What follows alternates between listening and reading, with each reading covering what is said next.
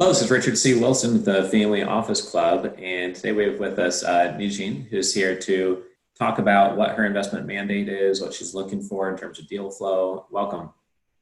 Thank you so much, Richard, for having me. And, it's always been a pleasure speaking on your panel, attending your different, conferences in London, in New York, and, quite rich in content. And also the audience are quite diversified, which is quite a, fresh breeze, let's say. I'm all yours. How can I help? Sure. Let's start with what type of an investor are you, and if there is a name to your investment organization, we could share that as well. Right. So, as you know, I'm the family office principal of EE Corporate Group.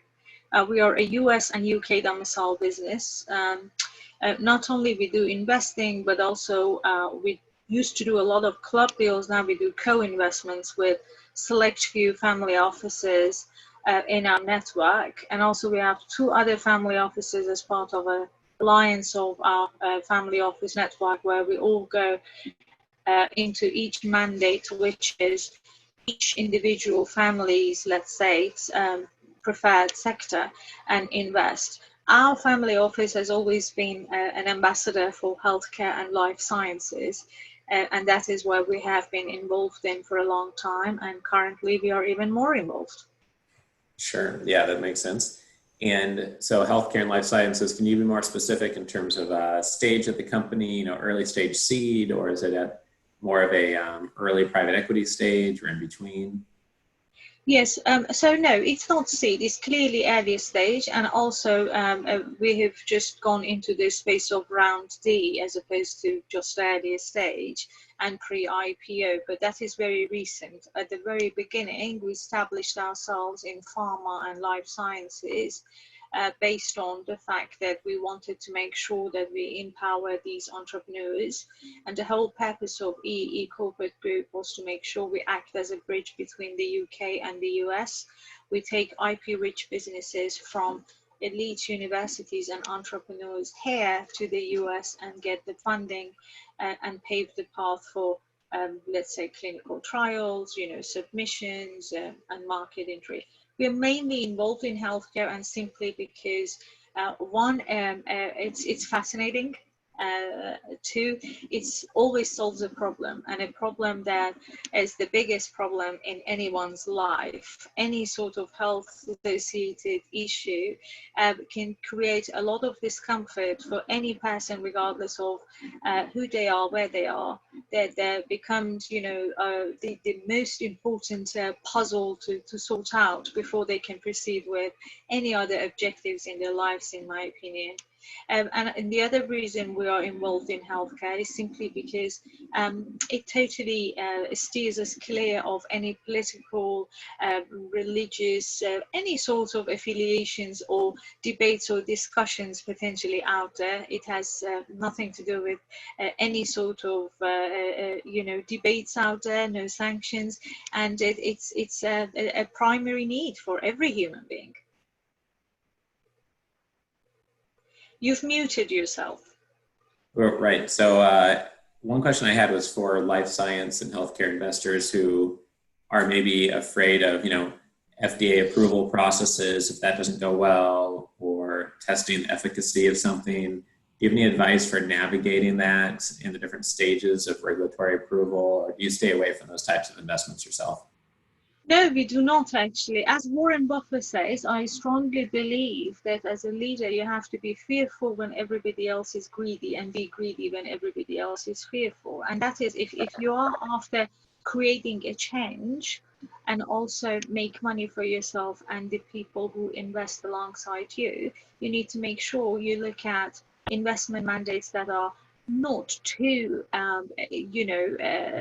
all the way in towards the end pre-IPO, because the opportunity sits with the earlier stage companies that are pre-FDA, and also there sits the risk. But of course, if you want to create a change and leave a legacy, that's where you get involved.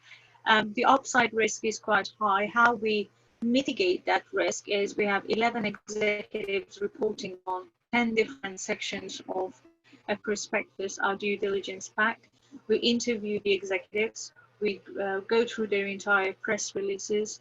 Then our analysts write a full report on market opportunity, where it is. And then our group risk officer writes a full report on the risks associated to the investors in terms of jurisdiction, in terms of the sector, in terms of regulations. And then our IP and patents specialists do the same. So, and we do the valuation internally and exchange notes externally. The whole point of this is because in the family office space, I came across a lot of family office friends who asked for our help simply because there was this strategy where it was a spray and pray. And they had invested, and of course they'd lost their money. So if it's pre-FDA, if all the due diligence pack is there, if you're made aware of the risks involved, and if you've done your homework, the team are reputable, they have performance track records, and also they have the right team to go through the FDA channels, or even for obtaining CE marks sometimes, I don't think, I don't see any reason why one should be fearful. Right. So that makes sense. I think a lot of families struggle with that. And I think that when people are just getting started with investing, investing with another family or through a sponsor or a fund, or co-investing with families that have that research ability, can help make other investors better. I think a lot of times people are just afraid that their own due diligence process is really not rigorous enough. They don't know what they don't know. So I find that especially within early stage life sciences deals.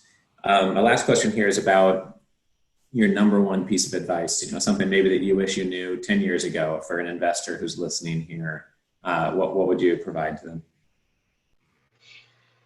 My number one piece of advice is don't follow the trend simply because the person you play golf with or you ride with is following that trend. And it's commercial real estate may be someone's cup of tea, but not necessarily mine. And because it's not, I don't put my heart in it, and it ends up being a spray and pray again if I go into it. Therefore, trust your gut and just stick to what you are good at and what you understand, as opposed to trying to please the peer group or following just a specific trend. Right, which is also kind of a Warren Buffett style mentality. I'm actually reading through this yellow book of 70, I think it's 60 years worth of annual letters that he's written, and you can get them in a book. And some of the things that you mentioned here, obviously in line with how he thinks. So I appreciate you sharing that. What's the best way for a member to get in touch with you and share a deal that might fit your mandate? So on our portal, we have a submit a proposal button on, as in one word. So it's proposal. Then it comes to our analysts. They provide the executive summary. We discuss it internally every week. And then we decide which mandates we will be looking at as family office alliances, and we'll start the work on. Right. Okay. Great. Awesome. Well, I appreciate your time here today, and I hope to see you again on one of our virtual panels here shortly. Likewise. Stay safe, and thank you so much for this opportunity. You too. Bye-bye. Take care. Bye. You too. Bye-bye.